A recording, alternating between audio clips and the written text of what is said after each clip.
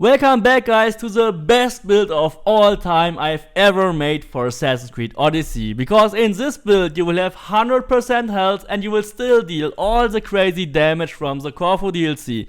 You will have 270,000 warrior damage and you will not have a single negative effect in your build. That means you can tank even 4, 5 or 6 hits while playing on Nightmare. That means you can really engage in your melee battles and play the game as it actually was meant to be played. The Korfu engraving, which we all used so much recently, gives you 100% damage but minus 100% resistances to all your damage types. That was a huge negative effect, but I actually found a way to completely remove that effect. And for that you have to understand how damage works in Assassin's Creed Odyssey. With 0% resistance you will receive 1 times the normal damage. At 100% resistance you will receive no damage, and at minus 100% resistance you will receive the double amount of damage. And when you now add the 100% ignore half damage, you will literally add plus 100% resistance back to your build without even adding a single amount of resistance, but it will be the same result as if you did so. You will be back to your normal damage, completely removing the negative effect from the Korfu engraving. You can even create a tank build without any damage loss, because you don't have to sacrifice a lot of engravings to do so. You will have the same damage even at 100% health, and that makes this build the best build I have ever created. There will be 2 versions for this build, and I will show you the damage values for the higher damage version, which will be 2.1 million damage for the light attack, 3.4 million damage for the heavy attack, and 9.5 million damage for the charged heavy attack. Ring of Chaos will be up to 4.2 million damage, and when you perform an animation cancel for the overpower attack, you will deal up to 36 million damage, which is absolutely crazy and almost the same as in the max damage build.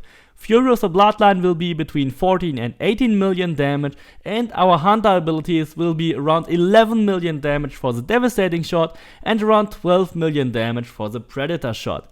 The Ghost Arrows will easily be over 8 million damage, and the multi-shot will be between 4 and 6 million damage.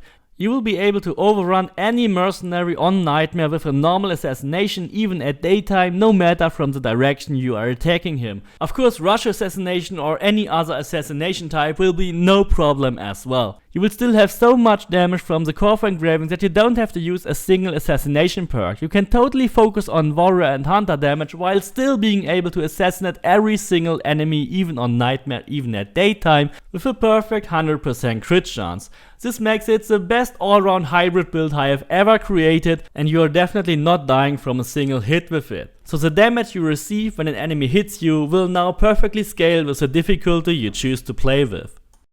Here in the inventory I will first start with the higher damage variant, which has 270,000 warrior damage, 690,000 assassin damage, and of course we will also use the Bighorn bow, which amplifies your left melee weapon by a factor of 1.6 and also uses the 270,000 warrior damage when you shoot your arrows. This item can be purchased with your 200 free Helix credits from the Helix store, and every other epic item is actually free. It can either be obtained by the blacksmith or when I show you a specific location for it. For our left melee weapon we will use a perfect warrior sword with warrior damage, critical damage and damage swords, and then you can actually decide if you want to engrave the weapon damage becomes fire damage or if you choose to engrave armor penetration on your weapon. Both of them will give you around the same damage, but when you use armor penetration, of course you can activate the fire damage additionally manually, so that will give you more damage, but if you want a more convenient playstyle you can engrave the permanent fire damage on your weapon. You can find Hater's Harper when you do the A Friend in Need quest in Attica. Just lie to Hater to keep the sword, but if you messed up with that quest or you dismantled the sword, then of course you can also get similar swords with the blacksmith reload. The other weapon will also have warrior damage, critical damage and damage swords, and here we will use the convert 50% hunter damage bonus to all damage. That will convert your unused hunter damage from the Korfu engraving and from other sources in your build to become usable warrior and assassin damage. Because with the Bighorn bow you only use your warrior damage anyway, and that way we will make the hunter damage useful for your build. On the Bighorn bow itself we will use 10% crit chance, so we have more options for our armor items, where we will use the chance to ignore half damage, and since we don't use the Farx engraving anyway, this is the perfect spot to get 10% crit chance back for our build. The helmet will be a perfect warrior helmet with warrior damage, 20% crit chance while full health, 20% damage with swords and daggers, and 30% damage with swords. Please be aware that using 20% damage with swords and daggers is actually better than using 50% crit damage, so you should definitely maximize your damage with your weapon type, your damage with your sword first before you add any crit damage or crit chance. On the bracers we will use warrior damage, 50% critical damage, 100% critical damage while full health and 10% crit chance.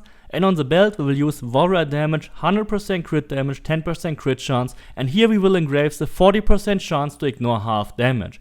Normally you can engrave the 40% chance to ignore half damage on your belt and on your headgear, and you get another 20% from your masteries, so that gives you a 100% chance to ignore half damage.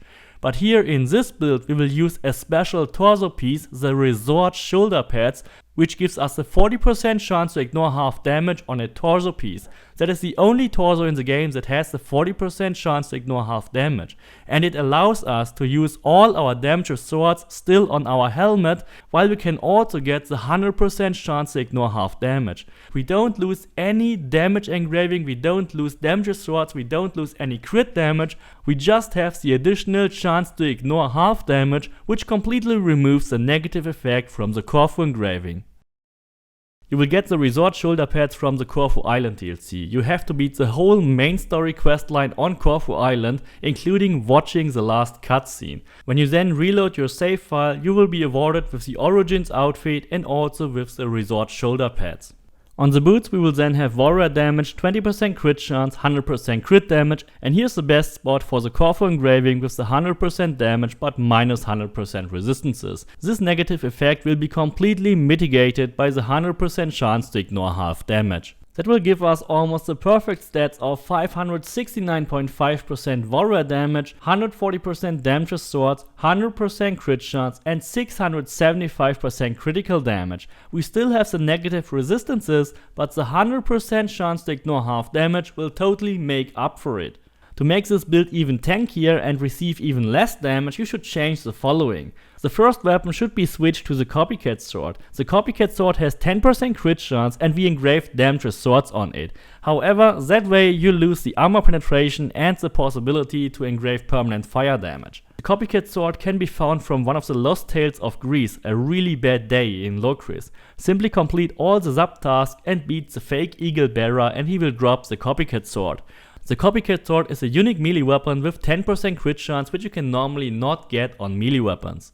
The other sword will be unchanged with warrior damage, critical damage and damage with swords, and we will also engrave the convert 50% hunter damage. The Bighorn bow will also be unchanged with 10% crit chance. We will also use the same helmet, but on the bracers we will have warrior damage, 30% melee resistance, 10% crit chance and 100% critical damage while full health. So we replace 50% critical damage with 30% melee resistance. And on the belt we will use warrior damage, 40% chance to ignore half damage and another 30% melee resistance together with 100% crit damage at full health. This way we will get another 60% melee resistance on top of the 100% chance to ignore half damage. That way we basically reduce the damage by another 50%. The Resort shoulder pads are unchanged to the previous version. We will engrave 50% crit damage and you can still get it after you beat the Korfu DLC.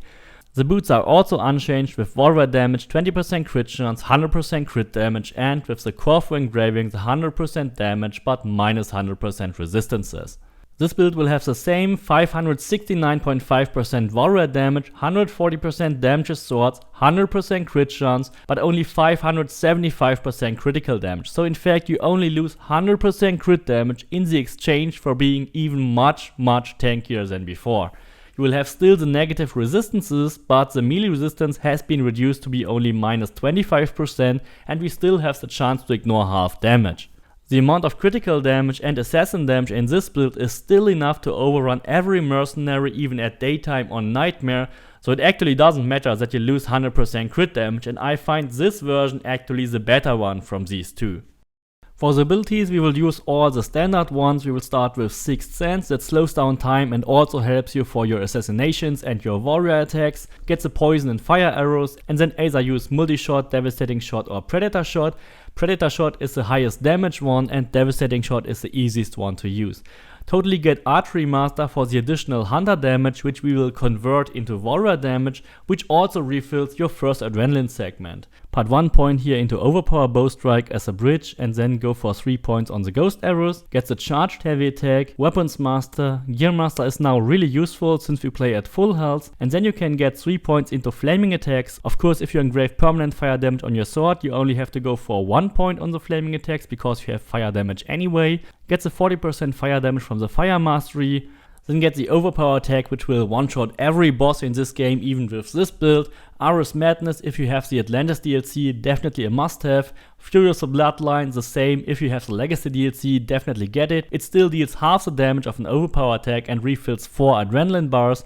Definitely get Ring of Chaos for crowd control, and since we are playing at 100% health, you definitely now have to rely on Second Wind to heal your character because a Torch glitch only works with reduced health. And in the Assassin tree, go for Shadow Assassin, which gives you 50% critical damage and an increased assassin damage. Pick up Rush Assassination. Critical Assassination is not needed, but definitely go for Stealth Master to reduce all the noises you make and your footsteps and increase your out of combat damage overnight.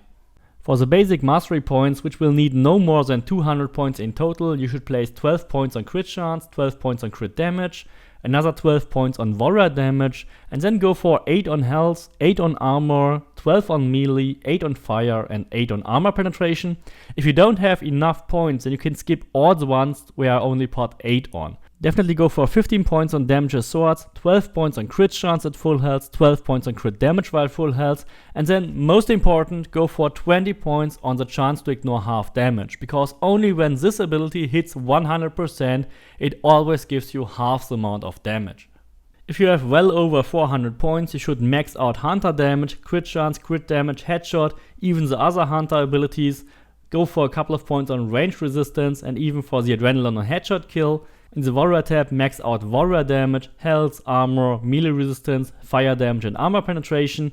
And if you still have more points, you should also go for a couple of points on damage dealt restored as health, because that greatly helps if you get hit. In the assassin tree, you should max out damage whenever time is slowed down, assassin damage, damage as swords, totally go for all the crit stuff, damage while full health, still 20 points on chance to ignore half damage is really important, elemental resistance, a couple of adrenaline points, and damage on leads and bosses. I hope you really enjoyed this. This is definitely my new favorite build. We finally solved the Korfu engraving problem. Please don't forget to subscribe, leave me a like, and see you next time.